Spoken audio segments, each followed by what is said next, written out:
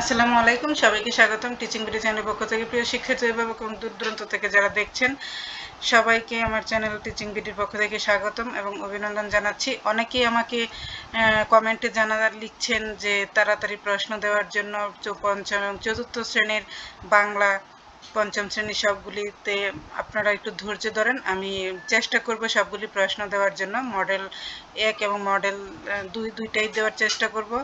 তো আপনারা একটু ধৈর্য সহকারে আমার চ্যানেলে সবগুলো ভিডিও দেখেন এবং আমার চ্যানেলের পাশেই থাকেন।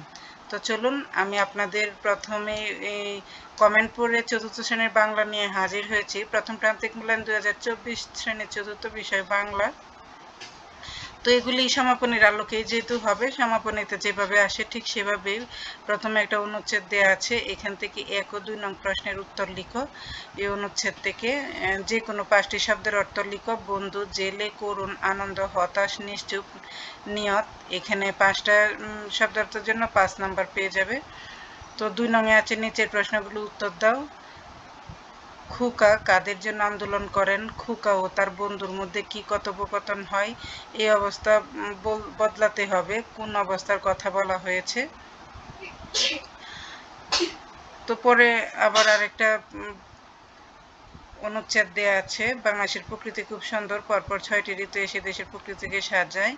এই অনুচ্ছেদের ভিত্তিতে আমরা নিচের প্রশ্নগুলো উত্তর দিব। 15 নম্বর, বাংলাদেশের প্রকৃতি কিভাবে সেজে ওঠে? 5টি বাক্যে লিখো। এখান থেকে আমরা বাক্যগুলি বানিয়ে নেব। এক এক ঋতুর বৈশিষ্ট্য এক এক রকম। 5টি বাক্যে লিখো। প্রকৃতিতে বাহারি ফুলের পসরা বসে কেন? 5টি বাক্যে লিখো। 15 নম্বর পেয়ে যাবে। তো এটা হচ্ছে 3 নংয়ের প্রশ্ন। তো 4 নং হচ্ছে প্রদত্ত শব্দের অর্থ বুঝে শূন্যস্থান পূরণ করো। 5 নাম্বার, এখানে শূন্যস্থান পূরণ করবে এই শব্দের অর্থগুলো দিয়ে।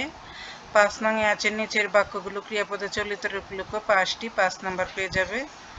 এখানে চলিত রূপগুলি লিখবে।